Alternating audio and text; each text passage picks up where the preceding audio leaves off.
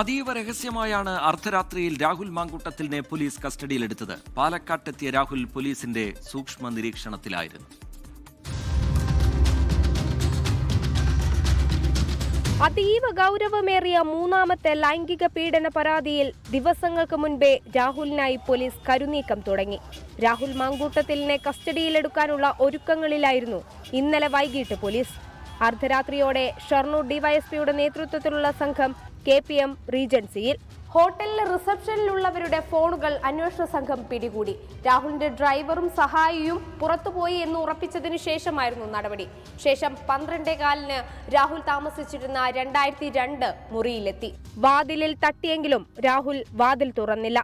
Custody രേഖപ്പെടുത്താൻ എത്തിയതാണെന്ന് police പറഞ്ഞതോടെ 12:30 വാതിൽ തുറന്നു. 2 വാഹനങ്ങളിലായി എത്തിയ 8 പേരടങ്ങിയ പോലീസ് സംഘം രാഹുലിനെ കസ്റ്റഡിയിലെടുത്തു.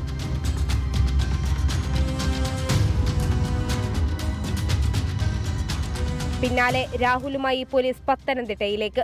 പത്തനംതിട്ട AR ക്യാമ്പിലെത്തിച്ച് രാഹുൽ മാങ്കൂട്ടത്തിലിന്റെ അറസ്റ്റ് രേഖപ്പെടുത്തി. ആയിഷത്തുൽ ഷംന, 24 പാലക്കാട്.